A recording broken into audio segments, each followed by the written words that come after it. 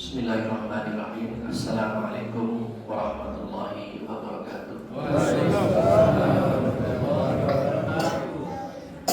Innal hamdalillah nahmaduhu wa nasta'inuhu wa nastaghfiruh wa na'udzu billahi min shururi anfusina wa min sayyiati a'malina. May yahdihillahu fala mudilla lahu wa may yudlil fala hadiya lahu. Asyhadu an la ilaha illallah wahdahu la syarika lahu wa asyhadu anna Muhammadan abduhu wa rasuluh la nabiyya wa la rasula ba'dah. Allahumma salli wa sallim wa barik ala abdika wa rasulika Muhammad wa ala alihi wa ashabihi wa man tabi'ahum bi ihsanin ila yaumiddin. Qala Allah ta'ala fi kitabihil karim, a'udzu billahi minasy syaithanir rajim. Bismillahirrahmanirrahim. Ya ayyuhalladzina amanu taqullaha haqqa tuqatih wa la tamutunna illa wa antum muslimun. Wa qala Rasulullah sallallahu alaihi wasallam, ni'matani maqbulun fihi ma katsirun minan nas as-sihha wal farah. Sadaqallahul azim wa sadaqa rasulul karim wa nahnu ala dzalika minasy syahidin wasyakirin walhamdulillahi rabbil alamin. Yang kami hormati para tokoh agama, alim ulama, masjid, Nurul Iman, yang kami hormati tokoh pemuda, tokoh masyarakat, singkatnya para hadirin jamaah sekalian yang juga pada hormati. Alhamdulillah, kita bersyukur dan memuji Allah Subhanahu wa taala bahwa pada malam hari ini atas izin Allah kita dapat bertemu di satu majelis, yaitu majelis kita memperingati hari lahir Nabi besar Muhammad sallallahu alaihi wasallam. Mudah-mudahan pertemuan kita ini Allah SWT menurunkan rahmatnya, memberikan barokahnya kepada kita semua, dan mudah-mudahan nanti kita dikumpulkan bersama Nabi besar Muhammad sallallahu alaihi wasallam di surganya kelak, amin ya rabbal alamin. Bapak Ibu hadirin jamaah rahimakumullah, alhamdulillah ini kali pertama pada hadir ke tempat ini. Lewat saja mungkin jarang ya. Jarang sekali untuk masuk ke tempat ini. Ternyata besar juga perkampungan. Ya alhamdulillah, tadi sedikit telah dibuka oleh bapak kita, orang tua kita. Beliau ini sering sekali, hampir tiap malam Rabu selalu bertemu di Masjid Husnul Khotimah depan kampus di Masjid Husnul Khotimah. Itu ada 5 kali kegiatan dalam sepekan. Tiap malam Ahad, tiap malam Rabu, tiap malam Jumat. Kemudian Jumat subuh dan hari Sabtu khusus kajian untuk ibu-ibu atau Sabtu sore. Jadi ada 5 kegiatan di Masjid Husnul Khotimah. Itu berganti-ganti ya, para murabbi, para muallim yang mengisi berganti-ganti.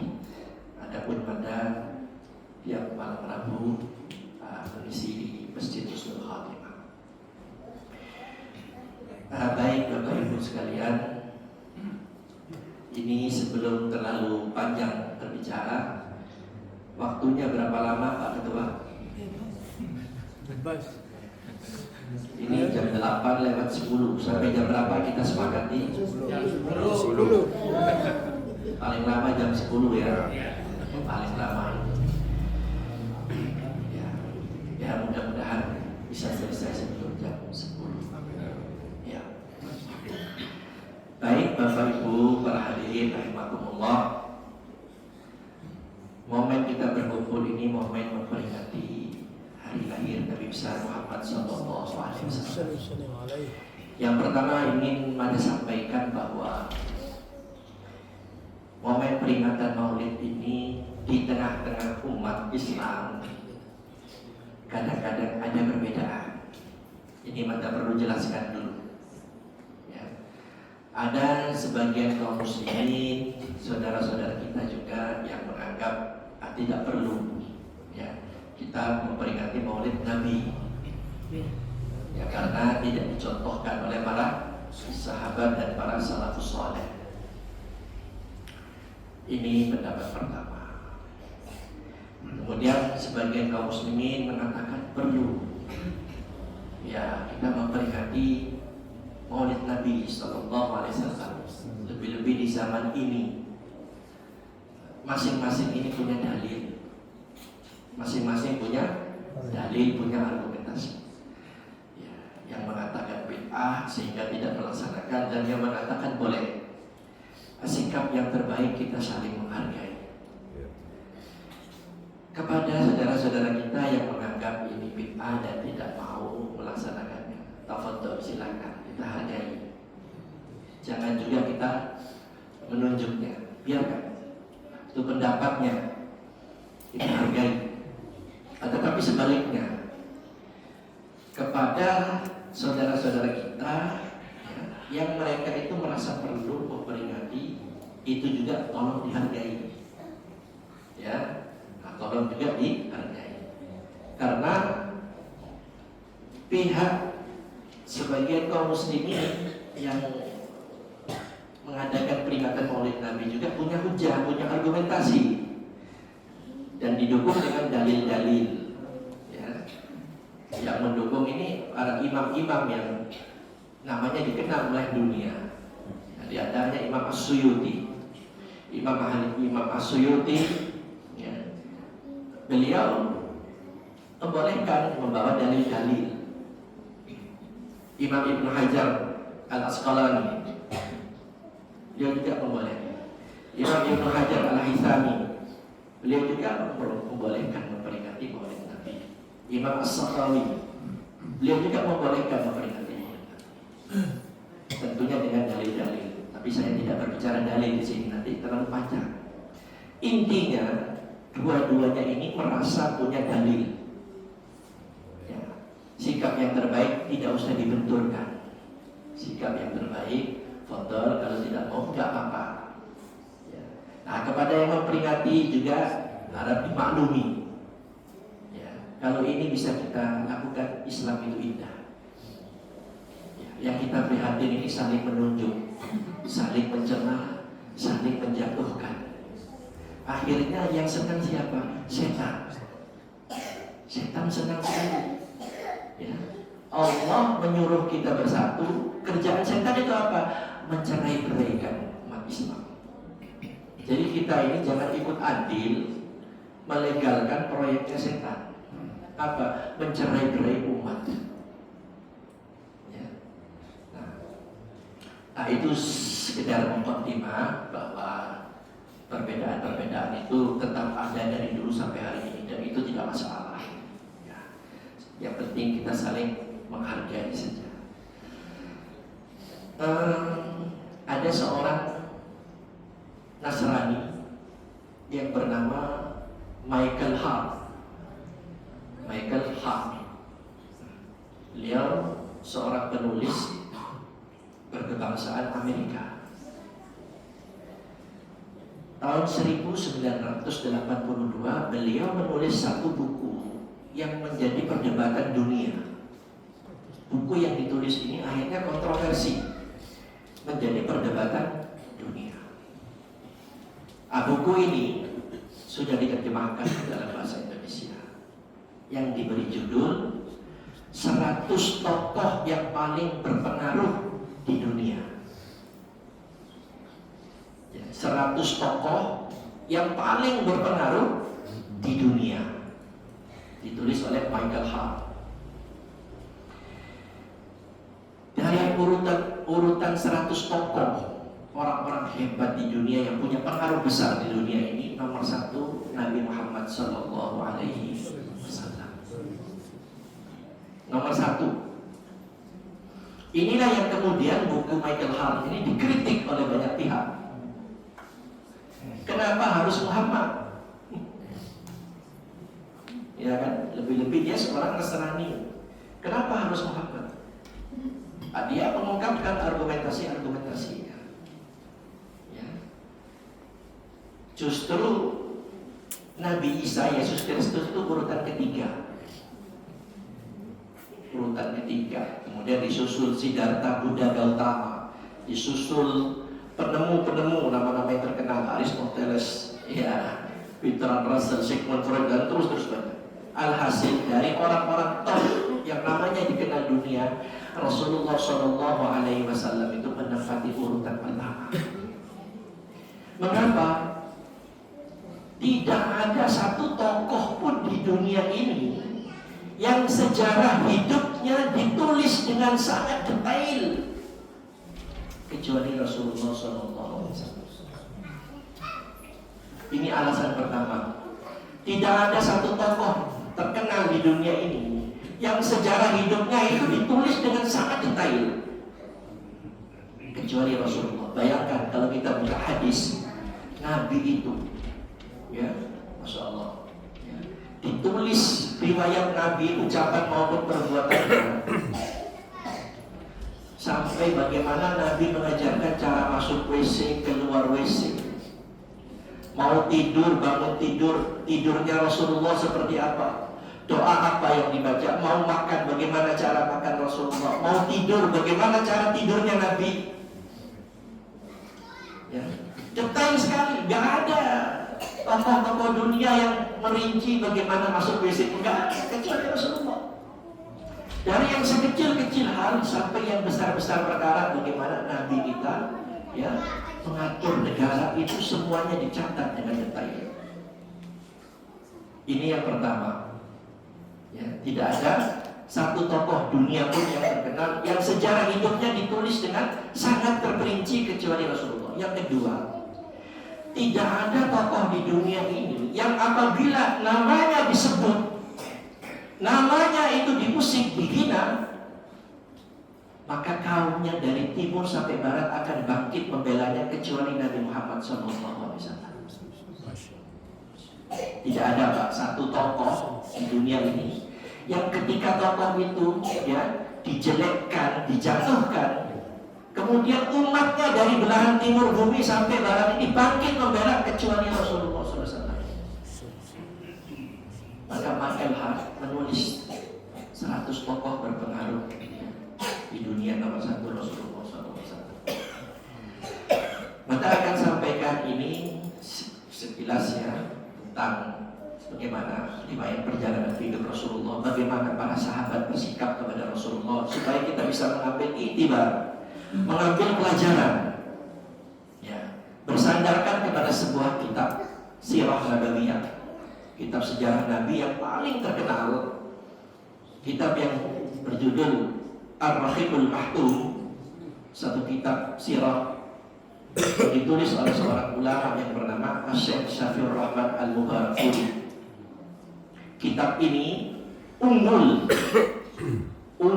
mendapat penghargaan dari Rabitah Alam Al-Islami di Mekah Al-Mukarramah.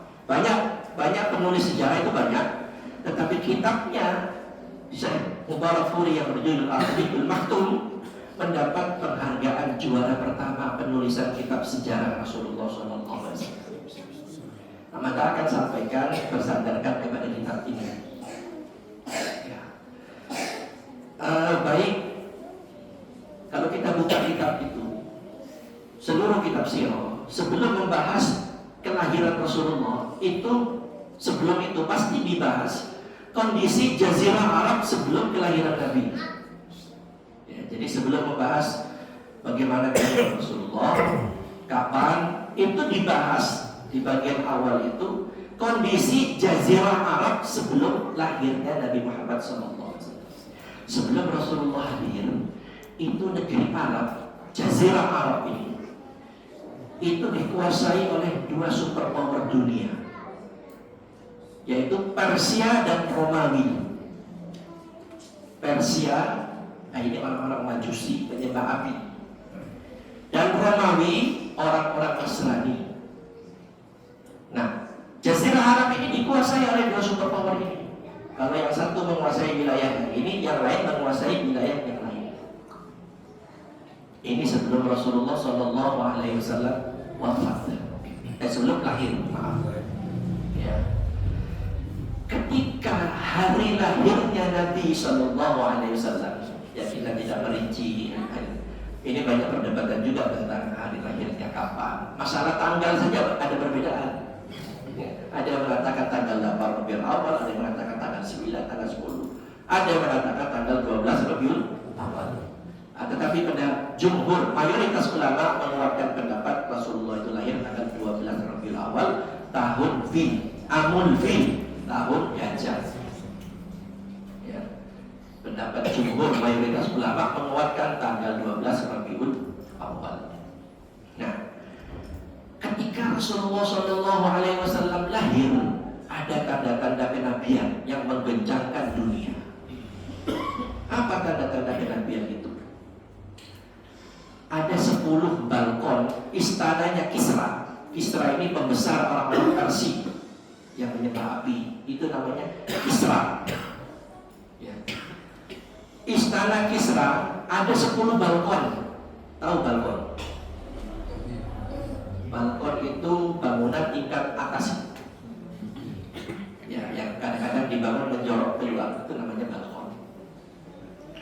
Ketika hari Rasul wafat, 10 balkon istana Persia itu rontok runtuh. Ya, 10 balkon istana Persia itu runtuh. Dan api yang disembah oleh orang-orang Majusi, api ini tidak pernah padam, Pak. Ketika Rasulullah lahir, api ini mendadak padam. Ya, walaupun akhirnya nyala kembali, api itu di hari itu padam. Yang kedua, ini terjadi di satu tempat namanya Madain. Madain itu di Irak. Kemudian terjadi lagi yang menggemparkan dunia. Banyak gereja-gereja di satu wilayah yang namanya Buhairah. Ini kekuasaannya orang-orang Nasrani, orang-orang Romawi Nasrani. Gereja-gereja di Buhairah itu, beberapa banyak gereja itu ambles masuk ke tanah. Ya, di wilayah namanya Buhairah. Di mana Buhairah itu? Di Suriah. Ini menandakan akan lahir seorang manusia besar. Rasulullah Sallallahu Alaihi Wasallam, dan itu menggambarkan dunia. Ya. Nah, kita sudah tahu kalau kita, insya Allah kita semua ini pernah mendengar belajar bagaimana Nabi lahir. Itu diajarkan dari SD, SMP, maka tidak mengurai secara detail, nanti habis waktu. Yang penting-penting saja. Yang penting-penting saja bahwa Rasulullah Shallallahu Alaihi Wasallam itu ditakdirkan beliau lahir dalam keadaan yatim. Beliau lahir ke dunia dalam keadaan yatim. Bapaknya yang bernama Abdullah sudah wafat. Ya, jadi beliau lahir ke dunia tanpa adanya seorang ayah. Ya, tidak ada ayah. Nah, singkat cerita, Rasulullah ini dari silsilah nasab, nasabnya paling mulia. Ya, Bani Hashim. Jadi Quraisy ini, dalam Quraisy ini ada bani banyak. Yang paling mulia Bani itu keturunan. Yang paling mulia keturunan Bani Hashim, keturunannya Rasulullah SAW. Ya. Nah, Rasulullah lahir dalam kondisi tidak punya ayah, yatim sejak beliau lahir tidak ada ayah. Singkat cerita, kebiasaan ini hal-hal yang istimewa yang menyangkut kelahiran Nabi. Kebiasaan orang-orang Arab Mekah ketika itu, kalau ada bayi-bayi mereka yang lahir, ya, bayi-bayi itu sudah mulai tumbuh agak besar, itu biasanya dititipkan, ya, disusukan di satu tempat yang terkenal Bani Sa'adah. Ini dalam kitab Ar-Rahil Maktum disebutkan. Orang musyrik Quraisy itu punya kebiasaan kalau punya anak lahir, anaknya sudah agak besar sedikit, ya, masih bayi tapi sudah agak besar, itu dititipkan di perkampungan Bani Sa'adah. Untuk apa? Untuk dicarikan ibu susu. Mengapa? Karena kehidupan desa masih, ya, alami, masih segar dibandingkan kehidupan Makkah yang sudah kotor. Perangai orang-orang desa lebih halus daripada perangai orang-orang Makkah. Dan bahasa yang dipakai oleh orang-orang desa lebih halus daripada bahasa yang dipakai oleh orang-orang Mekah. Maka kebiasaan orang-orang Mekah ketika itu menitipkan bayi-bayi mereka di perkampungan Bani Sa'adah untuk disusui. Ya, setelah selesai masa penyusuannya diambil kembali. Tujuannya apa? Supaya dia tumbuh kuat, ya, otaknya cerdas, ya, dalam kondisi hidup di perkampungan yang kalau sekarang istilahnya jauh dari polusi, ya, masih segar. Dalam kitab Ar-Rahul Maktum dijelaskan, satu hari di perkampungan Bani Sa'adah ini terjadi paceklik yang panjang.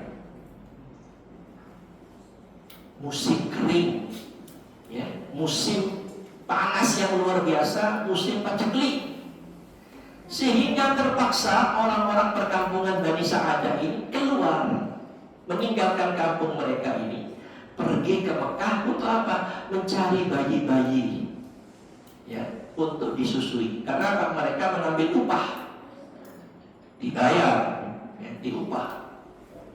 Karena di perkampungan Bani Sa'adah ini saat itu musim kering, ya, maka orang-orang perkampungan Bani Sa'adah ini pergi ke Mekah mencari bayi-bayi, ya, untuk disusukan dan mengambil jasa upah atas penyusuan itu. Singkat cerita, pergilah, ya, orang-orang kampung Bani Sa'adah ini, ada yang menunggang keledai, ada yang menunggang unta, ya, pergi bersama anak-anak mereka yang masih mereka susui, ya, supaya mereka tahu bahwa mereka yang menyusui juga ini punya anak, ya. Nggak mungkin kalau nggak ada anaknya bisa menyusui. Pergilah mereka. Nah, di antara orang-orang yang pergi ini, salah satunya yaitu keluarga Halimah. Keluarga Halimah dikenal kemudian Halimah Sa'adiyah. Apa Sa'adiyah? Sa'adiyah itu dari Bani Sa'ad. Halimatus Sa'adiyah disebut Sa'adiyah karena dari Bani Sa'ad. Pergilah rombongan ini, di dalamnya ada Halimah bersama suaminya. Pergi, suaminya menunggangi unta betina, ya, untanya juga, ya, tidak terlalu besar, ya. Kemudian Halimah menunggangi keledai betina. Dikisahkan dalam kitab Ar-Rahul Maktum, dalam perjalanan ini bekal mereka habis sebelum sampai masuk kota Mekah. Alhasil belum masuk ke Mekah, bekalnya habis. Singkat cerita, mereka malam itu dalam keadaan lapar.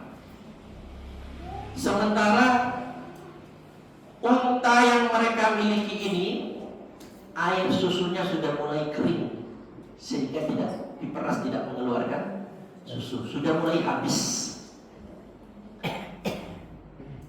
Kata Halimah, anak perempuannya ini nangis malam itu, gak mau tidur karena lapar. Singkat cerita, ketika sampai keesokan harinya di Mekah, maka orang-orang kampung Bani Sa'ad ini ramai-ramai menawarkan jasa, dan masing-masing ibu susu ini sudah mendapatkan bayi. Sementara Rasulullah yang saat itu belum menjadi Rasul, Muhammad yang bayi kecil ini, ya, ditawarkan kepada orang-orang Bani Sa'adah, semuanya menolak. Kenapa? Ini anak yatim, nggak punya bapak. Lain dengan yang lain-lain, ada bapaknya yang menggaji. Ini anak miskin, yatim, yatim, miskin lagi. Sehingga ibu-ibu susu dari Bani Sa'adah itu semuanya menolak. Gak ada yang mau. Nah, Halimah sedih. Halimah juga ditawari, tapi Halimah sama dengan yang lain. Halimah menolak. Tapi yang jadi masalah, semua wanita-wanita Bani Sa'ad ini ya sudah siap-siap pula, ada bayi susu ya mereka dapatkan di Mekah. Tinggal Halimah yang gak ada. Akhirnya Halimah dia nggak mau pulang kosong, ya. Dia juga malu dengan teman-teman wanitanya yang lain. Akhirnya terpaksa dia terima, ya, Muhammad kecil ini untuk disusui. Diserahkan, ya, kepada Halimah As-Sa'diyah. Nah, apa yang terjadi? Pergilah dalam perjalanan pulang. Dalam perjalanan pulang itu, ketika beristirahat di satu tempat, subhanallah, mendadak kantong susu unta yang sudah kempes itu menjadi besar. Kantong susu milik Halimah dan suaminya ini yang tadinya kempes, ya, hampir gak ada air susunya, menjadi besar. Dan maaf, begitu juga dengan Halimah. Ya. Halimah yang tadinya kesulitan untuk menyusui anaknya sendiri, mendadak ya bisa menghasilkan air susu yang banyak. Sehingga digambarkan malam itu ketika istirahat, anak Halimah dan Rasulullah yang masih kecil ini menyusu dengan sepuas-puasnya. Begitu juga Halimah dan suaminya ini bisa memeras susu onta milik mereka. Mereka minum sekenyang-kenyangnya. Singkat cerita, ketika sampai di Bani Sa'ad, yang Bani Sa'ad ini sedang kering, domba-domba yang mereka miliki, kambing segala macam ini yang kurus-kurus, gak ada air susunya. Sepulang Halimah dan suaminya ini, mendadak wilayah tempat sekitar Halimah tinggal ini menjadi subur. Menjadi subur tanahnya. Dan domba-domba, kambing-kambing yang mereka gembalakan ini, putik susunya itu menjadi besar. Ya. Sehingga orang-orang yang sama pergi dengan Halimah ini menjadi heran.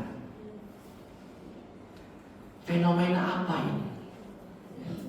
Sehingga keesokan harinya setelah peristiwa itu, suami Halimah itu berkata kepada Halimah As-Sa'diyah, "Ta'allami ya Halimah, laqad akhadti nasmatul mubarakah." Diketahuilah wahai Halimah, sungguh engkau telah mengambil seorang manusia yang dipenuhi oleh keberkahan. Sungguh engkau telah mengambil seorang anak manusia yang hidupnya dipenuhi dengan keberkahan. Nah, singkat cerita, Halimah menyusui Rasulullah sampai umur 2 tahun, kemudian dikembalikan.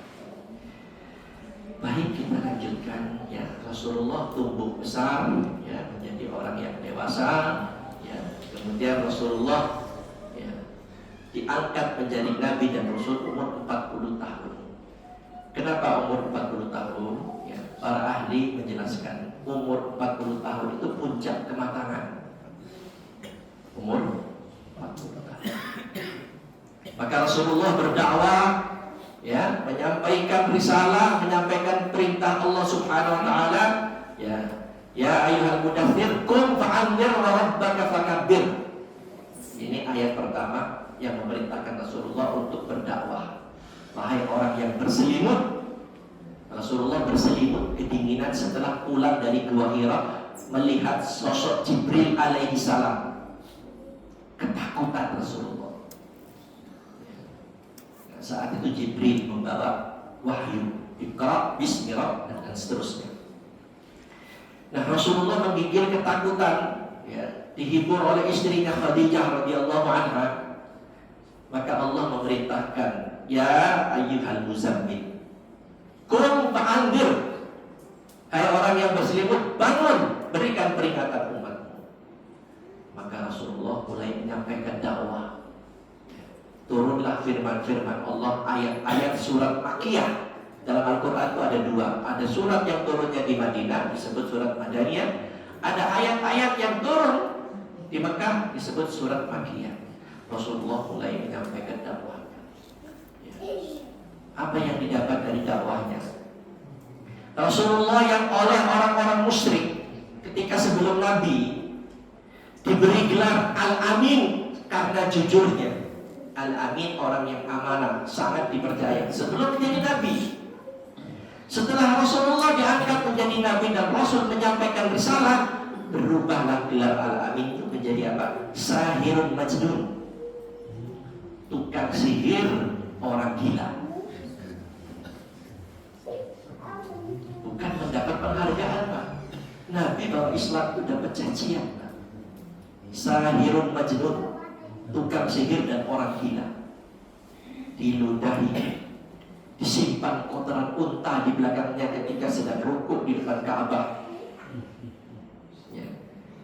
Disimpan besi yang tajam di jalan-jalan yang biasa dilalui oleh Rasulullah. Rasulullah tidak marah. Nah, ini antara akhlaknya Rasulullah. Rasulullah sabar. Ya, Rasulullah tidak marah. Pengikutnya disiksa di depan matanya.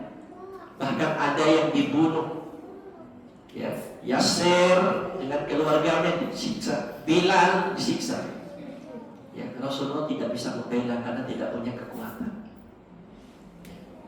3 tahun Rasulullah pernah diboikot di satu lembah namanya Syi'ib. Ya, ditempelkan pengumuman di dinding Ka'bah, tidak boleh berhubungan apapun dengan Muhammad dan pengikutnya. Berjual beli, hubungan dagang, putus semuanya selama 3 tahun. Ya, ini namanya fase pemboikotan di satu tempat, Syi'ib. Rasulullah melihat Mekah ini sudah tidak kondusif lagi. Ya, karena begitu mereka tahu seseorang itu masuk Islam pasti dianiaya. Maka Rasulullah mencari lahan baru untuk berdakwah. Pergilah Rasulullah bersama anak-anak angkatnya yang bernama Zaid ibn Harisah. Rasulullah pergi ke satu tempat namanya Taif. Taif ini jarak Taif kalau dari Madinah itu 460 lebih kilo. Ya. Taif Madinah itu 460 lebih kilo. Pergilah Rasulullah dengan Zaid ibn Harisah. Sesampai di Taif, ya, Rasulullah baru membuka mulai untuk menyampaikan dakwah. Itu orang-orang tua di Taif memanggil anak-anak kecil. Kemudian anak-anak kecil itu disuruh mencari batu. Maka mereka perintahkan agar melempar batu kepada Rasulullah. Saat itu jidat Rasulullah ini mengeluarkan darah karena kena lemparan batu. Dilempar, bocor jidatnya. Marah malaikat Jibril dan malaikat yang menyanggah, yang penunggu gunung, malaikat penunggu gunung juga marah. Kata malaikat yang menunggu gunung, menjaga gunung, hai Muhammad, kalau kau mau, aku akan angkat ini bukit ini, aku jungkir balikan semua orang yang ada di tempat ini biar mereka mati. Tapi Rasulullah melarang. Jangan wahai Jibril, jangan wahai malaikat penunggu gunung. Ya, malah Rasulullah mendoakan Allah wahdi qaum innahum la ya'lamun. Ya Allah, berikan petunjuk kepada kaumku karena mereka tidak tahu. Mereka belum tahu. Ya, Rasulullah tidak marah. Ya. Bahkan Nabi berdoa, ya. Bal arju ayyukhrijallahu min aslabihim may ya'budullaha wahdahu wa la tusyrika bihi syai'an. Bahkan Nabi berdoa, ya, ketika malaikat menawarkan untuk membalik, jangan. Bahkan saya berharap wahai malaikat, satu waktu Allah akan mengeluarkan dari tulang sulbi mereka ini, orang-orang Taif ini, keturunan-keturunan yang menyembah Allah yang esa dan tidak mensyirikatkan Allah dengan siapapun. Jangan wahai Jibril, jangan wahai malaikat penunggu gunung. Aku bahkan berharap kepada Allah, ya, agar mengeluarkan dari tulang sulbi mereka keturunan-keturunan yang menyembah Allah yang esa dan tidak mensyarikatkan Allah dengan siapapun. Doa Rasulullah bisa kita lihat sekarang.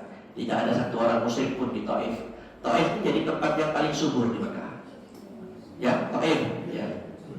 460 lebih kilo dari Madinah. Ini akhlaknya Nabi. Mereka bisa mendustakan Quran yang disampaikan oleh Rasulullah. Mereka dustakan. Tapi satu yang mereka tidak bisa dustakan, bahwa benar Rasulullah ini mempunyai akhlak yang mulia. Disimpan kotoran otak, gak marah. Diludahin, gak marah. Ya. Istri Abu Lahab ini selalu menyimpan itu benda tajam di tempat-tempat yang biasa dilewati Rasulullah. Gak marah Rasulullah. Dilempar di Taif, gak marah Rasulullah. Sehingga Allah memuji akhlak Nabi. Wa innaka la'ala khuluqin adzim. Sungguh dia Muhammad ini mempunyai akhlak yang sangat mulia. Ya, akhlak yang sangat mulia. Ini teladan yang perlu kita contohi. Karena apa? Laqad kana fi Rasulillahi uswatun hasanah. Sungguh pada diri Rasulullah itu terdapat teladan yang sangat baik. Nah, seperti itulah akhlaknya Nabi. Nabi memahami orang itu menentang bukan karena bodoh, karena belum tahu. Dia karena belum tahu. Ya. Kalau saja dia tahu, dia tidak akan seperti itu. Ini akhlaknya Rasul. Satu waktu di Madinah sudah hijrah, datang orang Arab, ya, orang Arabul Badui, orang Arab Badui. Arab Badui itu Arab gunung, Arab dari gunung pedalaman. Datang masuk ke masjid Nabi.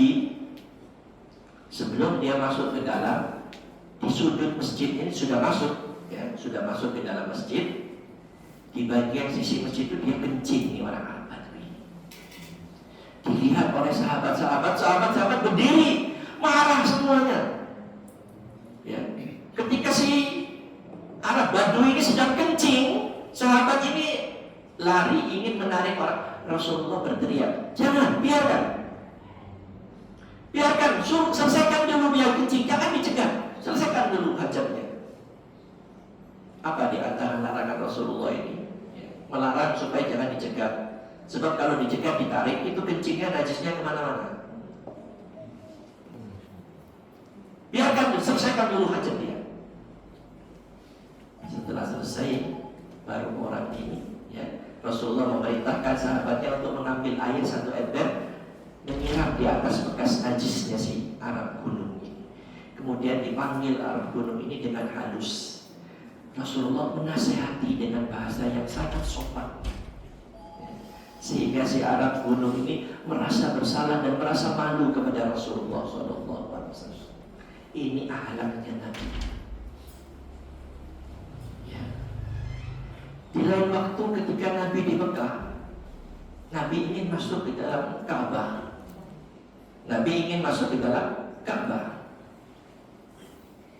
Mendadak Nabi dipegang, dicegat, dadanya itu diginikan, di stop. Nabi mau masuk ke Ka'bah, di stop oleh penjaga Ka'bah, namanya Utsman bin Talhah. Kamu Muhammad gak boleh masuk Ka'bah. Rasulullah ingin melaksanakan sholat 2 rakaat di dalam Ka'bah, dilarang oleh Utsman bin Talhah. Kamu Muhammad gak boleh masuk ke dalam Ka'bah. Kata Rasulullah kepada Utsman bin Talhah, wahai Utsman, satu hari nanti kunci Ka'bah yang ada di tanganmu itu akan berpindah ke tanganku.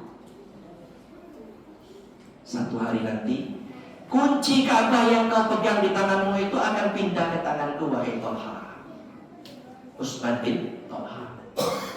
Singkat cerita, pada tahun ke-8 Hijriah, setelah Nabi berada di Madinah, 8 tahun setelah Hijriah, terjadi satu peristiwa yang terkenal dengan Futuh Mekah atau Fatah Mekah. Kota Mekah ditaklukkan oleh kaum muslimin, oleh Rasulullah dan para sahabat-sahabatnya. Setelah sebelumnya terusir dari Mekah, terancam terzalimi dari Mekah di tahun ke-8 Hijriah, ya, hanya butuh waktu 20 tahun lebih sedikit. Usia risalah Nabi itu 23 tahun. 13 tahun di Mekah, 10 tahun di Madinah. Tahun ke-8 terjadi Fatah Mekah. Mekah dikepung dari 4 arah, dimasuki oleh Rasulullah dan para sahabat-sahabatnya. Orang-orang musyrik, musuh-musuh Islam itu lari masuk ke rumah-rumah mereka. Mereka takut ingin dibantai oleh kaum muslimin. Apa yang terjadi? Setelah Rasulullah masuk, Rasulullah menunduk di atas untanya menandakan tawaduk. Rasulullah nggak sombong ya. Setelah berhasil masuk ke Mekah, Rasulullah dalam keadaan menunduk. Lama Rasulullah menunduk, kemudian mengangkat kepalanya sambil mengatakan, "Ya ma'syar Quraisy, hai orang-orang Quraisy, kamu semua pada hari ini telah aku maafkan." Orang-orang yang menghina, mencaci, memusuhi, kamu semua pada hari ini telah aku maafkan. Sehingga setelah itu turunlah surat apa? Idza jaa nasrullahi wal fath. Maka setelah mendengar mereka dimaafkan oleh Rasulullah, satu persatu mereka mendatangi Rasulullah, ya, karena aman kan, nggak dibunuh. Satu persatu mendatangi Rasulullah, menyatakan masuk Islam. Turunlah surat idza jaa nasrullahi wal fath. Apabila datang pertolongan Allah dan kemenangannya. Kemenangan waktu Mekah ini kemenangan. Wa ra'aitan nasa yadkhuluna fi dinillahi afwaja. Kamu akan lihat manusia masuk ke dalam agama Allah berbondong-bondong. Jadi turunnya surat Idza itu ketika terjadi peristiwa Fathu Mekah, penaklukan kota Mekah. Apa yang terjadi? Ya. Rasulullah setelah itu ingin masuk ke Ka'bah. Kata Rasulullah, "Mana Utsman bin Talha?" Maka dicari Utsman bin Talha. Datang Utsman bin Talha dengan malu-malu. Kata Rasulullah, "Ya Utsman, serahkan kunci yang kau pegang." Subhanallah, ini luar biasa. Baik Utsman, serahkan kunci yang kau pegang. Kemudian Nabi memegang kunci itu. Nabi masuk sholat berka'at di dalam Ka'bah. Setelah keluar, Sayyidina Ali minta kepada Rasulullah untuk memegang kunci itu, tapi ditolak oleh Rasulullah. Tidak, jangan. Ya. Kepada siapa kunci itu diberikan? Kepada Utsman bin Talha. Ini akhlaknya Rasulullah, ya, kepada Utsman bin Talha. Karena itu Utsman bin Talha masuk Islam. Kata Rasulullah, "Hai Talha, hai Utsman bin Talha, kau pegang kunci ini. Kunci ini jangan sampai bergeser kepada orang lain. Kau pegang sampai anak cucumu sampai hari kiamat." Talha ini dari Bani Syaibah. Sampai sekarang kunci Ka'bah itu dipegang oleh keturunannya Utsman bin Talha dari Bani Syaibah. Adakah orang yang seperti ini? Inilah akhlak Rasulullah SAW. Maka pantas sahabat-sahabat itu sangat cinta pada Rasulullah SAW. Ya, sangat cinta, melebihi cintanya mereka kepada anak-anaknya, kepada istri. Betul, bukan dibuat-buat.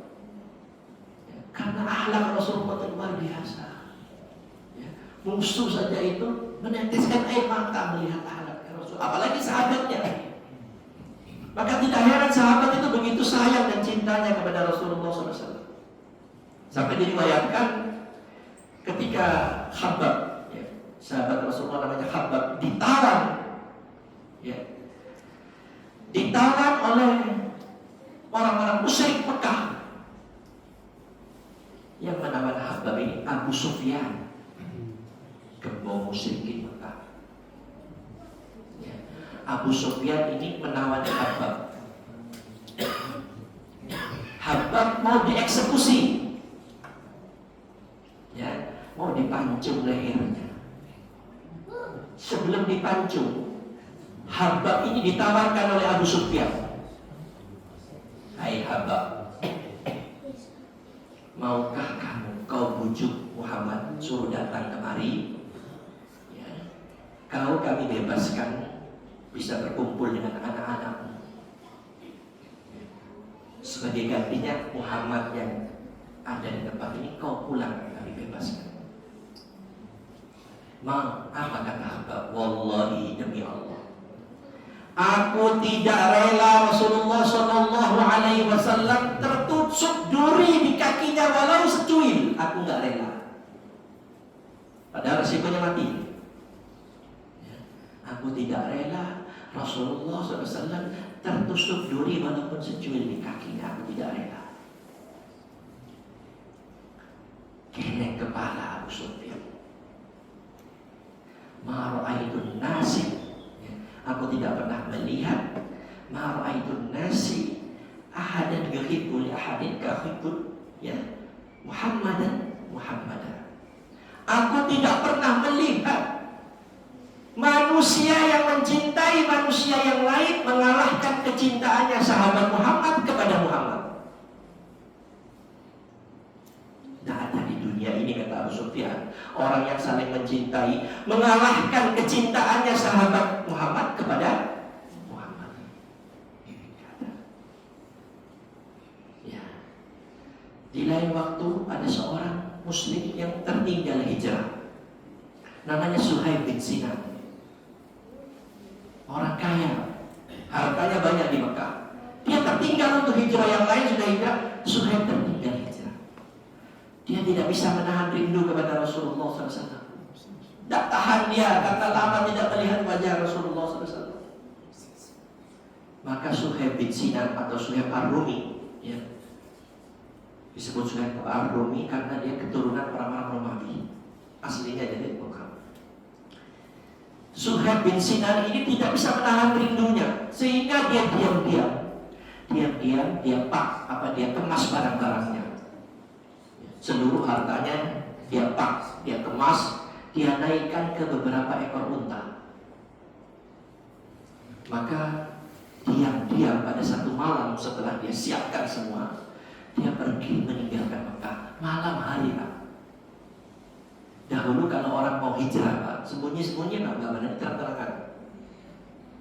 Malam baru berani keluar. Cuma satu orang yang berani terang-terangan hijrah. Siapa? Umar bin Khattab radhiyallahu anhu. Orang lain sembunyi-sembunyi. Umar waktu mau hijrah, dia sudah siapkan untanya. Dia keliling Ka'bah dulu. Padahal di Ka'bah itu sedang duduk pentolan-pentolan musyrikin Quraisy.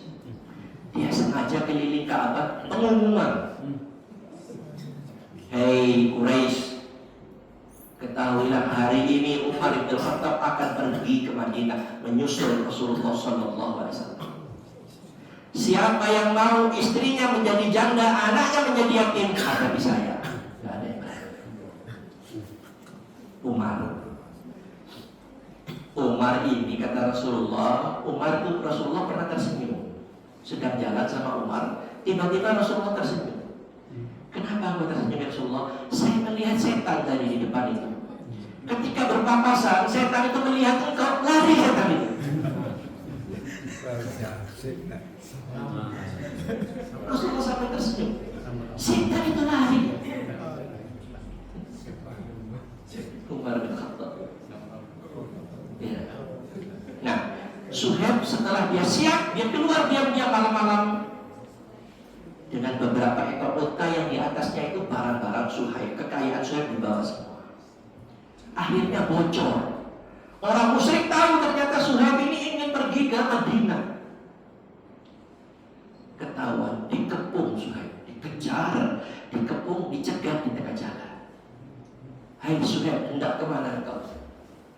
Aku hendak menyusul kekasih saya Muhammad sallallahu alaihi wasallam. Kata orang musyrik, hai Suhaib, kami ini tidak mungkin membiarkan engkau pergi meninggalkan Mekah ini. Ya, kau bawa semua barang-barangmu, kemudian kami biarkan. Oh, enggak mungkin. Salah satu barang yang di atas unta itu ditusuk oleh mereka dengan pedang, keluar uang dinar. Keluar uang dinar. Kata mereka, hai Suhaib, kami kasih engkau 3 pilihan. Kau pilih, Suhaib. Pilih yang mana? Yang pertama, kamu tetap berada di Mekah bersama kami, tinggalkan agama Muhammad, nyawamu, hartamu kami lindungi, tinggalkan agama Muhammad, aman kamu. Ini yang pertama. Yang kedua, kamu boleh ke Madinah menyusul kekasihmu itu, tinggalkan semua barang-barangmu, ontamu, semuanya, kamu jalan kaki dari Mekah ini ke Madinah. Yang ketiga, kalau engkau tidak mau Aisyah memilih kedua-duanya, kami bunuh kamu di sini. Saat mendengar itu Suhaib tersenyum. Oh begitu. Kata saya, kalau begitu baik, silakan ambil itu semua harta saya, ambil. Saya, onta-onta saya, ambil semuanya. Saya akan jalan kaki dari Mekah ini sampai ke Madinah. Ketika Suhaib berhari-hari jalan, menjelang sampai masuk kota Madinah, turun malaikat Jibril membawa satu ayat dari Allah Subhanahu wa Ta'ala. Surat Al-Baqarah ayat 207. Wa minan nasi may yashri nafsahu ibtigha'a mardatillah wallahu ra'ufun bil ibad. Ada seorang manusia yang rela menjual dirinya dengan pengorbanan yang begitu mahal kepada Allah hanya untuk mencari ridhonya Allah. Dia tidak bisa menahan rindunya kepada Rasulullah. Dia rela semuanya itu habis. Yang penting dia bisa bertemu Rasulullah Sallallahu Alaihi Wasallam, karena dia tahu Rasulullah ini Habibullah, kekasihnya Allah. Rasulullah heran. Turun Jibril bawa ayat tadi, wa minan nasi, ada segolongan orang yang rela menjual dirinya dengan pengorbanan yang begitu mahal, ya, karena mengharapkan ridha Allah. Gak lama setelah Rasulullah terima wahyu, muncul Suhaib. Sampailah Suhaib masuk kota Madinah, maka Rasulullah paham ayat yang turun tadi itu. Setelah bertemu Suhaib, Suhaib bercerita, Rasulullah paham ternyata ayat yang turun tadi itu Allah memuji Suhaib bin Sinan. Maka kata Rasulullah, ya, Rabihal bayi, wahai Suhaib, beruntung perniagaanmu, beruntung perniagaanmu. Dia sedang berdagang dengan Allah. Dia jual semua hartanya untuk apa? Cari ridho Allah. Ya, sahabat-sahabat Nabi itu luar biasa cinta. Sampai-sampai pada hal-hal yang sebetulnya Nabi tidak pernah mengharuskan, memerintahkan. Ada hal-hal yang Nabi tidak mengharuskan, tidak memerintahkan. Sahabat ini mengikuti. Sahabat ini mengikuti. Contohnya Abdullah bin Umar, Ibnu Umar, anak daripada Umar bin Khattab. Abdullah bin Umar ini sahabat yang terbanyak meriwayatkan hadis setelah Abu Hurairah. Jadi sahabat yang paling banyak meriwayatkan hadis Nabi itu Abu Hurairah. Setelah itu baru Abdullah bin Umar. Ibnu Umar, diriwayatkan Ibnu Umar, dia sampai pergi ke tukang pembuat terompah, ya, sandal itu. Dia sampai pergi ke tempat orang membuat terompah, membuat sandal itu, minta dibikinkan sandal persis sandalnya Nabi. Ini Nabi gak nuruin. Karena apa? Mahabbah, karena cintanya. Dia minta dibikinkan sandal atau terompah seperti sandalnya Nabi. Satu hari pergi dia safar, perjalanan jauh. Abdullah bin Umar ini dengan beberapa teman-temannya mendadak dia berhenti di satu tempat. Untuk apa? Ya maaf, untuk pipis, untuk buang hajat. ada batu-batu yang melindungi. Dia berhenti untuk pipis, untuk buang hajat. Kata sahabat-sahabatnya, tanggung jangan di sini. Ya, nanti aja di depan ada tempat yang lebih bagus. Kata sahabat-sahabat, nggak usah di sini. Ya, di depan ada tempat yang lebih layak kamu untuk buang hajat. Apa kata Ibnu Umar? Tidak, saya mau buang hajat di sini. Karena saya pernah berjalan dengan Rasulullah buang hajat di tempat itu. Ada nggak orang sahabat yang begitu mencintai? Benar kata Abu Sufyan, aku tidak pernah melihat seorang manusia pun yang mencintai manusia yang lain melebihi cintanya sahabat Nabi kepada Rasulullah SAW. Sampai hal-hal seperti itu, aku melihat Rasulullah pernah buang hajat di tempat itu, maka aku ingin mengikuti Rasulullah. Begitu juga Sayyidina Ali. Ya. Jam 9 ya. Masih sejam ya. Ya, kalau sejam soal baterainya nanti. Ada minum. Iya, ya, maka izin minum dulu kalau ya.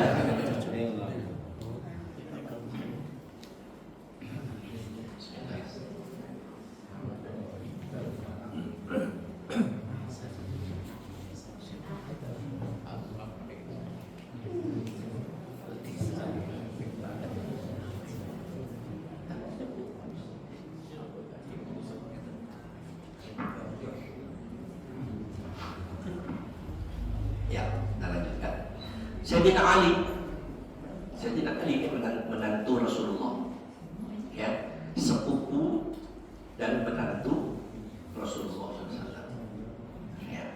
Sayyidina Ali naik ke atas untanya, ya. Sahabat-sahabat di samping kirinya ini juga ikut, ya, ikut dalam perjalanan. Sahabat-sahabat melihat Sayyidina Ali ini naik tunggangannya, untanya, kemudian membaca doa safar. Tahu ibu-ibu doa safar? Doa naik kendaraan sudah tahu? Subhanallah, safar lana hada dan seterusnya. Ya. Sayyidina Ali naik ke atas untanya, kemudian baca doa safar. Setelah membaca doa safar, Sayyidina Ali itu menoleh ke arah kanan dan tersenyum. Sehingga sahabat yang ada di samping kanannya heran, Ali, lihat kamu tadi saya dengar kau baca doa, kemudian kamu miring menghadap ke kami ke sebelah kanan, dan engkau tersenyum. Ada apa denganmu? Aku melihat Rasulullah naik unta, kemudian baca doa safar, menoleh ke kanan dan tersenyum. Aku ikut Rasulullah. Ini kan gak diberitakan, Pak? Ya, tapi dia saking cintanya kepada Nabi-Nya, dia ikuti. Aku melihat Rasulullah itu naik onta, baca doa safar, menoleh ke kanan dan tersenyum. Maka aku ingin mengikuti Rasulullah SAW. Anas bin Malik ini pernah menjadi pembantu, pernah membantu berkhidmat membantu Rasulullah selama 10 tahun. Satu hari Anas bin Malik bercerita, Rasulullah diundang oleh orang untuk makan, diundang makan. Rasulullah diundang makan. Pergilah Rasulullah, Anas bin Malik juga diajak oleh Rasulullah. Sampai di acara jamuan, ya, Anas memperhatikan Rasulullah SAW. Kata Anas bin Malik, aku lihat tangan Rasulullah itu selalu mengambil buah labu. Ambil dimakan. Tak lama habis, ambil dimakan lagi buah labu beberapa kali. Apa yang terjadi setelah itu? Setelah peristiwa itu, Anas bin Malik ini membiasakan untuk makan buah labu. Karena Rasulullah suka makan buah labu. Ini Nabi nggak perintah, tapi dilakukan oleh sahabat. Karena apa? Mahabbah, rasa cinta yang ada di dada mereka. Ya. Satu lagi peristiwa ketika hijrah. Rasulullah sampai di kota Madinah. Orang-orang Madinah yang sudah muslim ini berebut ingin mengajak Rasulullah tinggal di rumahnya. Mereka berebut ternyata yang menang yaitu Abu Ayyub Al-Ansari. Sahabat yang namanya Abu Ayyub Al-Ansari, orang Madinah. Disebut Al-Ansari itu berarti orang Madinah, orang Ansor, orang yang menolong, orang yang hijrah. Orang Ansor maknanya orang kota Madinah. Abu Ayyub Al-Ansari akhirnya yang menjadi tempat menginap Rasulullah. Kata Abu Ayyub, ya Rasulullah, mohon dengan hormat kau tinggal di atas. Rumah Abu Ayyub ini tingkat. Ya, kau tinggal di atas ya Rasulullah, jangan tinggal di bawah. Aku betul-betul tidak berani kalau harus aku dan keluargaku di atas sementara aku di bawah. Aku nggak berani, wahai Rasulullah. Tinggallah kau di atas, wahai Rasulullah.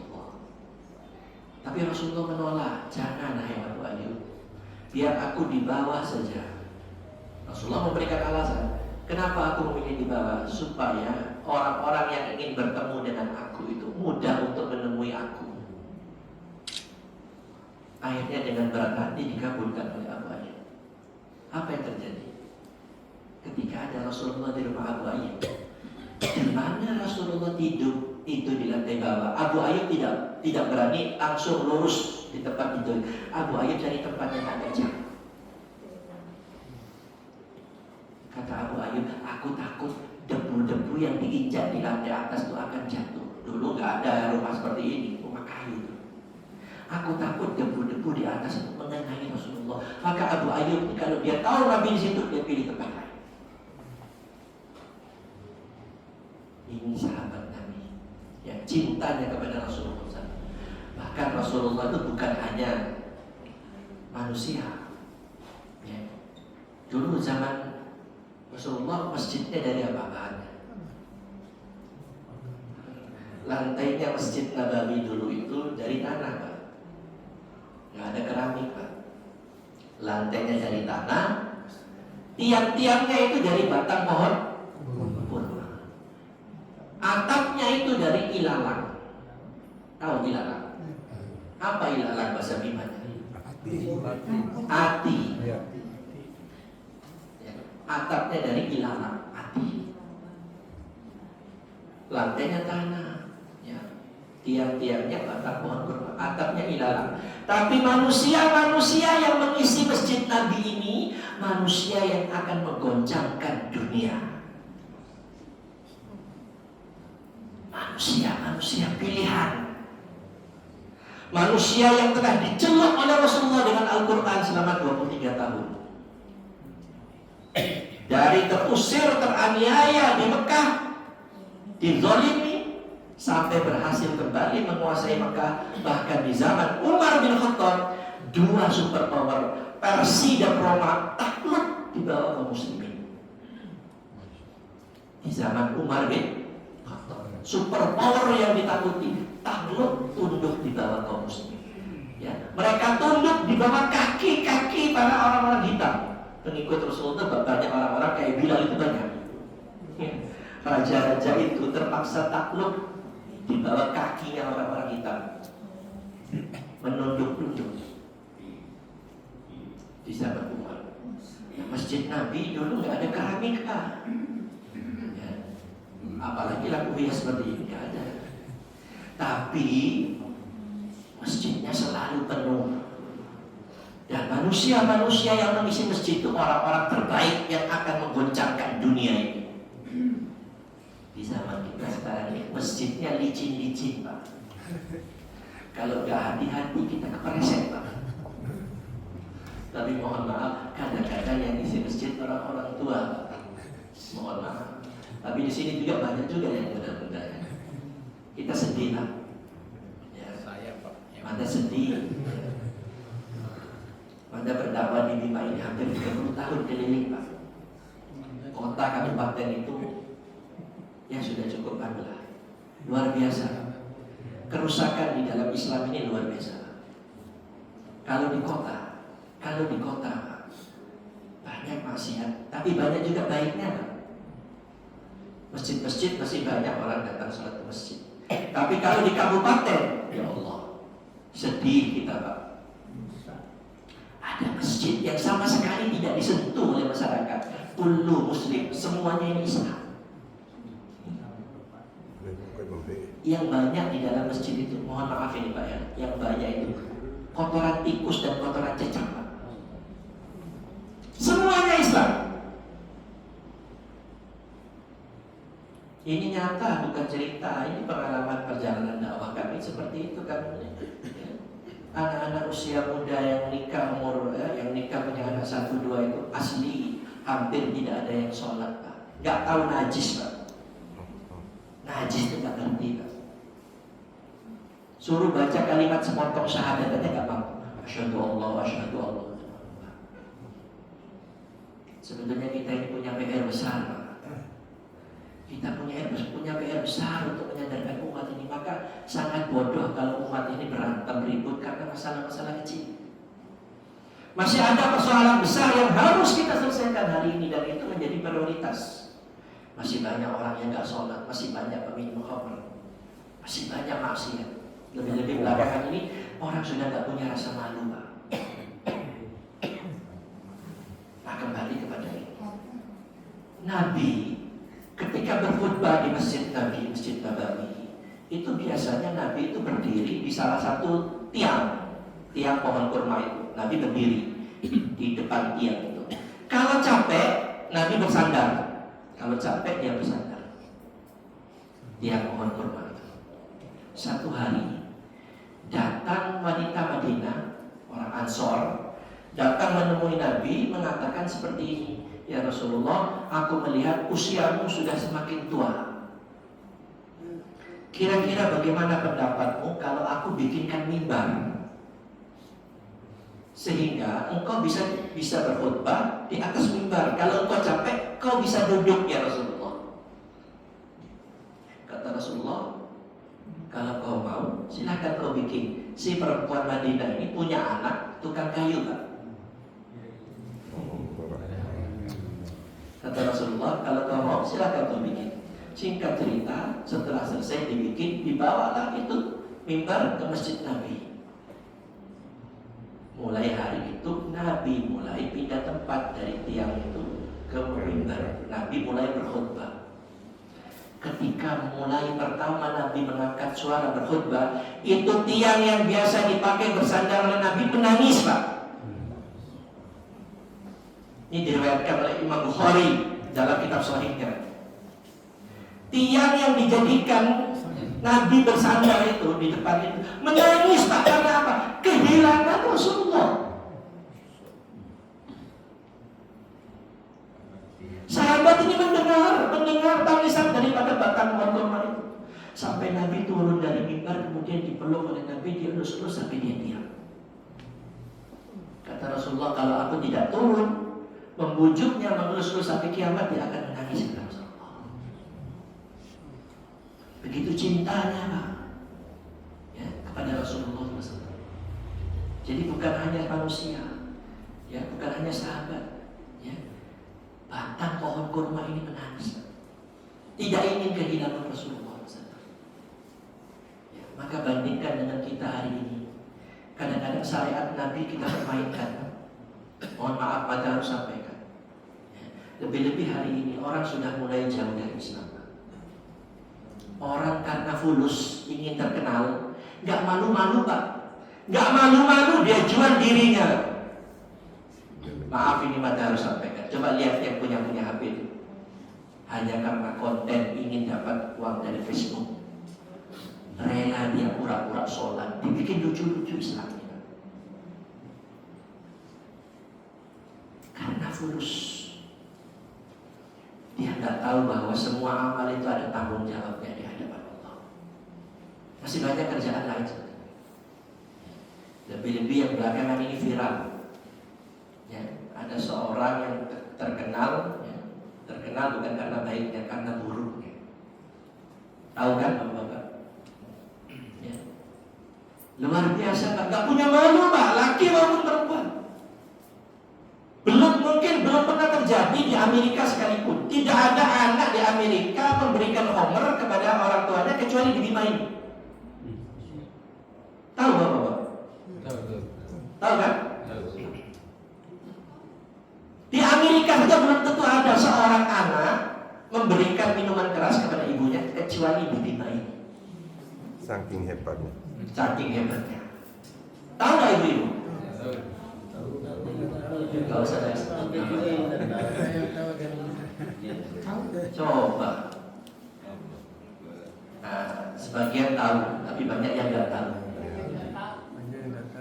Coba. Buka buku. Yakin pada kita cari di Amerika nggak ketemu Pak anak yang suruh ibunya minum khamr.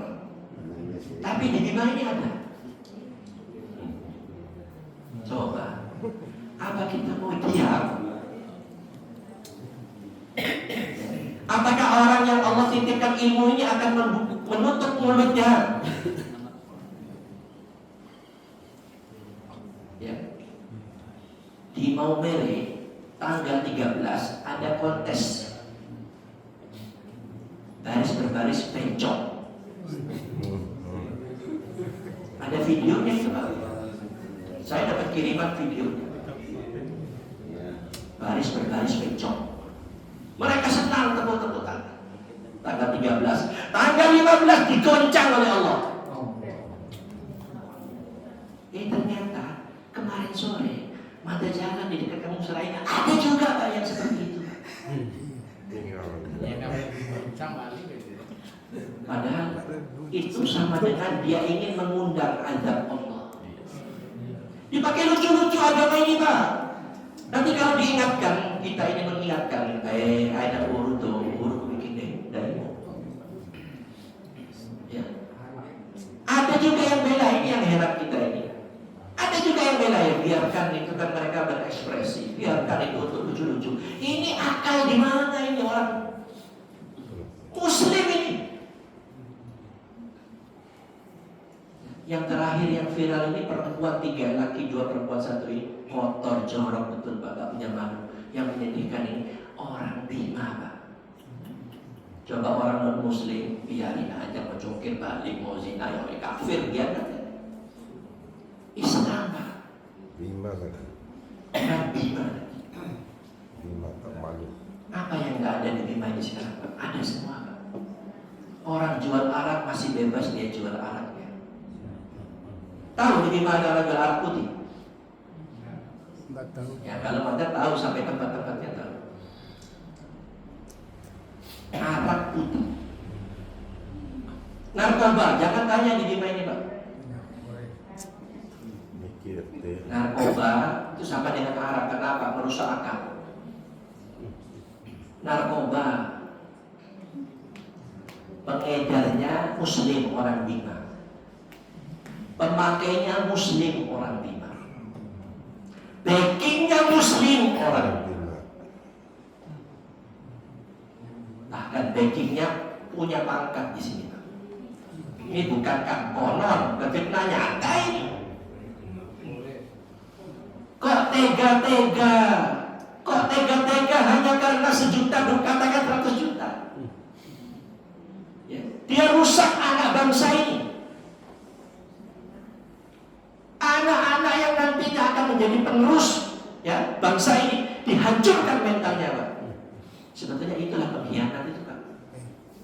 Orang begitu harus dihukum berat itu Pak.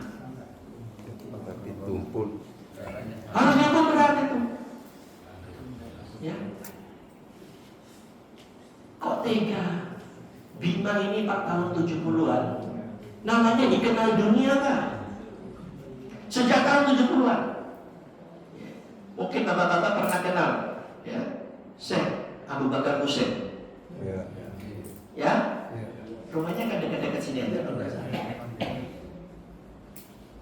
Ustadz Abu Bakar Hussein itu tahun 75 atau tahun berapa itu pernah menjadi juara dunia qori terbaik internasional di Karachi di Pakistan Pak. Nama Bima sejak tahun 70-an dikenal oleh dunia Pak. Sampai hari ini kori-kori terbaik itu dari Bima Pak. Ternyata Bima dikotori, diinjak-injak oleh orang Bima sendiri. Mohon maaf Banda harus sampaikan. Kalau kita bicara lucu-lucu Banda gak mampu. Gak ada gunanya juga. Tega-teganya mengaku muslim, merusak sesama muslim.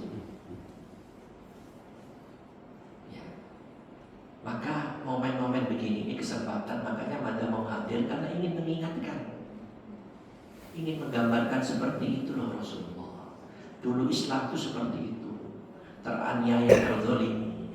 Islam itu merubah dari masyarakat yang paling biadab menjadi masyarakat yang paling beradab. Dirubah oleh Rasulullah SAW. Nah hari ini pertanyaannya, Islam kita hari ini itu seperti apa? Hilang rasa malu perempuan, hilang rasa malu perempuan. Ya. Kalau kita tahu ya, rasa malunya istri Nabi, menangis kita Pak. Tadi janji sampai jam berapa Pak? 10. Karena setengah jam. Tapi banyak yang ngantuk ini. Ibu-ibu banyak yang ngantuk. Kalau banyak yang ngantuk istirahat berhenti. Terus kira-kira lanjut ya. Sekarang wanita sebagian, bukan semuanya, sebagian wanita ini sudah hilang rasa malunya Pak. Memamerkan auratnya. Anak gadisnya tidak diperintahkan menutup aurat. Dulu di Bima ini tahun 70 sekian sampai tahun 80 itu di terminal-terminal, gadis-gadis Bima itu hanya 2 biji matanya yang kelihatan. Apa namanya itu? Rimpu. Sekarang Bima ini rimpu sudah terbang diganti dengan rompi.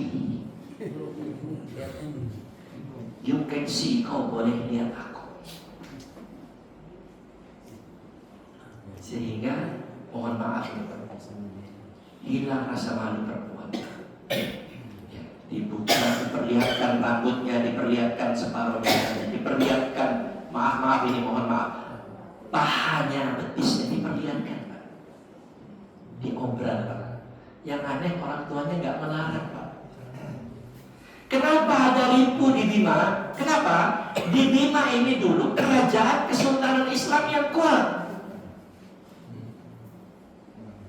Belanda, ketika Belanda itu mau keluar dari republik ini, Belanda itu memberikan 4 catatan tinta merah. 4 kerajaan diberi tinta merah, dianggap Islamnya kuat. Banten, Aceh, Goa, Bima. Rimpu itu kalau sekarang sama dengan orang pakai cadar, sama. Ada rimpu di Bima karena dulu Bima ini Kesultanan Islam yang hebat, yang kuat, sehingga ada pemain perang Ali, ya toh, perlawanan kaum muslimin Bima menghadapi orang-orang. Tapi sekarang Bima ini mulai dirusak Pak. Maka Mata berpesan kepada kita semua yang hadir, hati-hati Pak. Jaga anak-anak kita Pak. Jaga generasi kita Pak. Didik Islam sejak dia kecil. Ajarkan Quran. Anak kita, cucu kita wajib bisa sholat dengan baik, wajib bisa baca Quran. Karena ke depan keadaan yang akan lebih rusak daripada hari ini. Ke depan keadaan akan lebih rusak daripada sekarang ini. Alangkah ruginya seorang ibu, seorang ayah melahirkan anak, memelihara anak, mengorbankan harta, waktu, tenaga. Ternyata anak yang tumbuh besar bukan menjadi orang yang soleh, tapi menjadi orang yang salah. Berapa banyak di Bima ini orang tuanya meninggal, anaknya di luar gak ikut sholat jenazah. Karena apa? Gak ngerti, gak tahu sholat, kakinya tidak pernah injak masjid. Banyak Pak. Bapak atau ibunya mati, anaknya di luar. Orang semua yang menyolatkan. Ya, maka hati-hati. Ya. Ini kalau hidup Rasulullah dan sahabatnya, air mata darah Nabi menangis. Kalau umpama hidup melihat umatnya seperti ini, maka kita ini jangan jadi bagian yang merusak.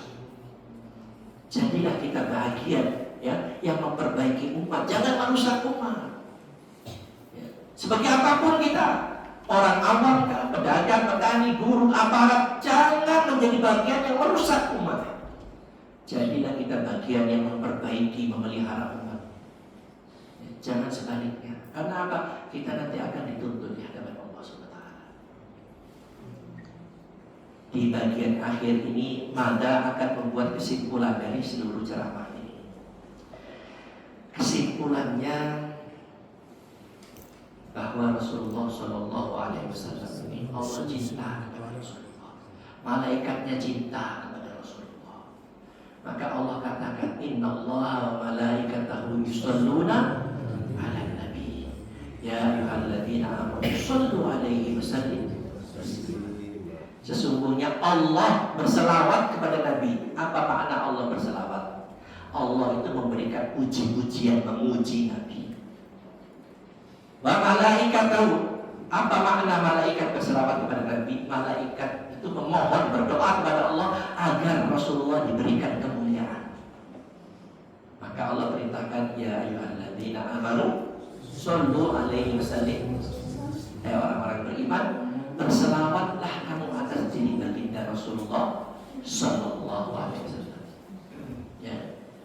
Maka kita memperingati ini, mudah-mudahan ini menjadi bukti bahwa kita ini mencintai Rasulullah Sallallahu Alaihi Wasallam. Ya.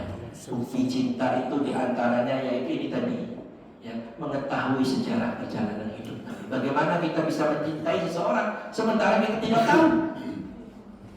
Seperti kata Pak Haji tadi, tak kenal maka saya kenal, ya, bahwa Nabi ini nanti, semua umat ini nanti akan membutuhkan Rasulullah. Semua umat, bukan hanya umat Islam.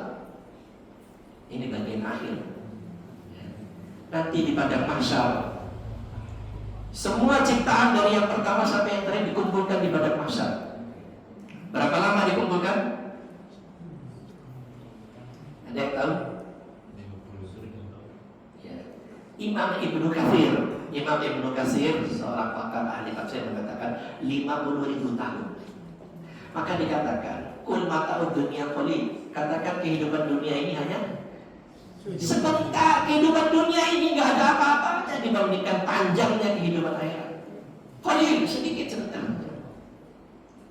50.000 tahun semua manusia dari ciptaan pertama sampai ciptaan terakhir dikumpulkan dalam 3 keadaan. Hufatan, uratan, hurlan. Dalam keadaan tidak beralas kaki, dalam keadaan telanjang bulat, dalam keadaan belum dihitam. Saat itu kata Rasulullah, matahari kami dari mil. Matahari itu letaknya 1 mil, ya, dari jarak manusia di padang mahsyar. Sehingga kata Rasulullah, keringat manusia itu ada yang sampai mata kakinya, ada yang sampai betisnya, ada yang sampai perutnya, ada yang tenggelam karena keringatnya. Aisyah, waktu Nabi meriwayatkan hadis ini, di sampingnya ada Aisyah. Kata Rasulullah, nanti manusia dikumpulkan dalam keadaan telanjang bulat, belum dihitam, tidak beralas kaki. Aisyah teriaknya, ya Rasulullah, apa benar? Semua manusia akan telanjang, bagaimana nanti seorang akan memperhatikan orang lain? Kata Rasulullah, wahai Aisyah, hari itu tidak ada waktu lagi seorang memperhatikan aurat orang lain. Yang ada di pikiran mereka ke depan, dia masuk surga atau masuk neraka. Ya. Maka saat itu manusia lamanya menunggu tidak tahan, sehingga Allah ilhamkan kepada manusia untuk mendatangi para nabi, supaya segera Allah menegakkan pengadilan akhirat. Belum ditegakkan pengadilan akhirat, Allah ilhamkan kepada jiwa manusia ini mendatangi para nabi. Datanglah manusia berbondong-bondong bertemu Abul Bashar. Siapa Abul Bashar? Bapaknya manusia. Siapa? Nabi Adam. Datanglah manusia menemui Nabi Adam. Wahai Nabiullah Adam, mintakan kepada Allah supaya segera Allah menegakkan sidang pengadilan akhirat. Kata Nabi Adam, angkat tangan, nafsi, nafsi. Hari ini kita cari selamat sendiri. Saya tidak mampu. Datang kepada Nabi Ibrahim tidak mampu. Datang kepada Musa alaihissalam tidak mampu. Datang kepada Isa, Nabi Isa pun tidak mampu. Akhirnya mereka datang menemui Rasulullah Sallallahu Alaihi Wasallam. Wahai Nabiullah Muhammad, Mintakan kepada Rabbmu, kepada Tuhanmu agar segera ditegakkan pengadilan akhirat. Maka ketika itu Nabi Muhammad bersujud. Nabi Muhammad bersujud, berdoa khusyuk, lama beliau bersujud. Meletakkan kepalanya bersujud Rasulullah, berdoa dengan doa yang khusyuk. Doa itu belum pernah Rasulullah ucapkan ketika beliau hidup kecuali hari itu. Rasulullah bersujud dalam waktu yang lama sehingga Allah ini iba, Allah kasihan melihat kekasihnya bersujud lama-lama. Allah katakan, ya Muhammad, irfa' raksak was'al tuhta wasfa tusaffa. Hai Muhammad, angkat kepalamu. Hai Muhammad, minta segala sesuatu aku akan berikan.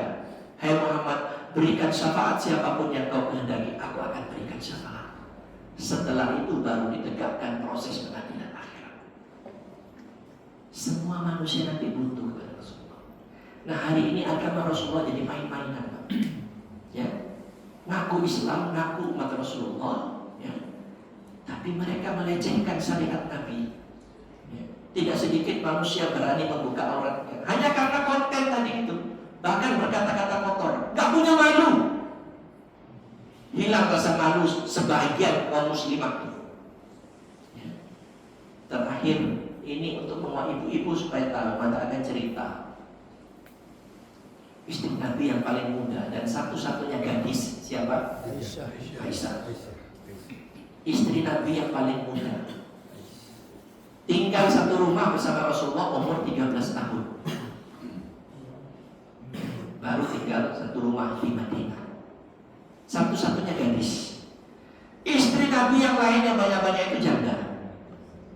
Nabi memang banyak istrinya, janda. Tapi janda apa? Janda tua. Orang sekarang katanya kawin lagi mau mengikuti sunnah Nabi, tapi yang dicari janda Kembali. akal-akalan. Kasih yang tua gak mau. Ya. Nah, Aisyah radhiyallahu anha ketika Rasulullah SAW wafat, itu umur Aisyah baru 20 tahun lebih lah. Wafat Rasulullah dikuburkan di mana? Di rumahnya Nabi, di kamar Aisyah. Di kamar Nabi, dikubur di situ. Beberapa lama setelah itu wafat Abu Bakar, bapaknya Aisyah, dikubur di samping Rasulullah. Beberapa lama setelah itu wafatlah Umar. Umar sebelum wafat sempat mengirim orang minta izin untuk dikuburkan di samping Abu Bakar. Aisyah sebetulnya keberatan, tapi karena wibawa Umar, karena wibawanya Umar, akhirnya Aisyah mengizinkan untuk dikuburkan Umar di samping Abu Bakar. Ketika sebelum Umar wafat, di situ ada dua makam, Rasulullah dan Abu Bakar. Ketika itu Aisyah sering membuka auratnya, membuka bajunya. Kalau dia mau ganti, dia buka. Tapi ketika Umar bin Khattab wafat, dikuburkan di samping bapaknya Abu Bakar, Bapak Aisyah. Kata Aisyah, aku tidak berani lagi membuka pakaianku, pakaian bagian dalam. Karena apa? Aku takut malu kepada Umar. Orang lain. Aku malu kepada Umar. Umarnya sudah dikubur, Pak. Begitu tingginya rasa malu ibunya orang-orang beriman. Di mana rasa malu itu hari ini? Akhirnya setelah itu antara dua makam ini dibikin sekat. Dibikin sekat. Dan sampai sekarang itu ada. Di mana? Di Raudhah, samping Raudhah. Nah, inilah ya kisah perjalanan Rasulullah SAW, kisah sahabat, bagaimana sahabat begitu cintanya, bagaimana akhlak Nabi, Anda sudah sampaikan semua. Semoga kita bisa mengambil ibrah pelajaran daripada kisah-kisah ini. Intinya kita semua ini rindu merindukan dan butuh kepada syafaat Rasulullah SAW. Apa bukti terbesar cinta seseorang kepada Nabi? Apa bukti terbesar? Selain salawat, ittiba'us sunnah, mengikuti sunnah Rasulullah SAW. Ikuti sunnah. Apa sunnah? Kebiasaan Nabi. Bagaimana Nabi hidup? Nabi kan mengajarkan, Pak. Mulai masuk WC diajarkan Nabi.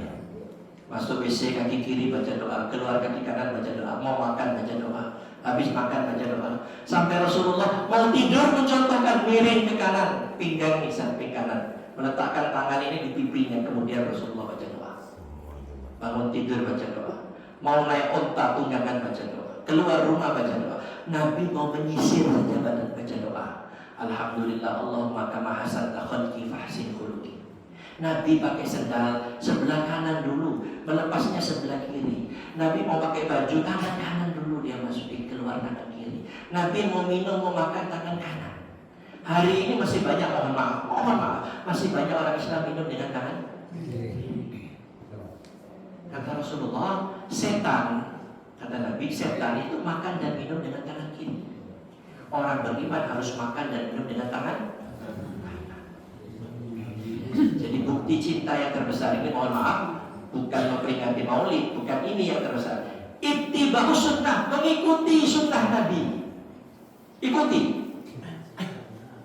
Kemudian perbanyak baca sholawat kepada Rasulullah SAW. Karena apa? Kita butuh syafaatnya Nabi nanti di yaumil akhir. Ya, mengikuti sunnah, ya, kita berbanyak bersolawat kepada baginda Rasulullah SAW. Man ahya sunnati faqad ahabbani, wa man ahabbani faqad ma'i fil jannah. Siapa yang menghidupkan sunnahku, maka aku akan cinta kepadanya. Siapa yang aku cintai nanti akan bersama-sama di surga denganku, kata Rasulullah. Akan bersama-sama denganku. Demikian saja ya, sudah 1 jam lebih pada bicara. Ya. Cukup rasanya penyampaian tentang maulid Nabi besar Muhammad SAW. Mudah-mudahan kita bisa mengambil ibrah, pelajaran ya, dari apa yang Mata sampaikan ini. Dan mudah-mudahan apa yang Mata sampaikan bermanfaat untuk diri kami pribadi dan untuk seluruh kita yang hadir. Amin. Kurang dan lebihnya mohon dimaafkan. Subhanallah wa bihamdika asyhadu an la ilaha illa anta astaghfiruka wa atubu ilaik. Assalamualaikum warahmatullahi wabarakatuh.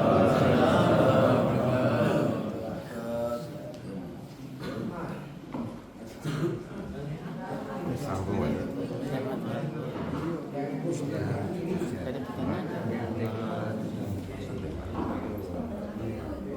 Luar biasa Ustaz. Saya izin kita waktu lagi 2 jam. Ya, sampai jam 1 aja sekali. Iya, langsung kita sholat subuh berjamaah. Iya. Bapak Ibu hadirin yang sama-sama kami muliakan, secara keluar besar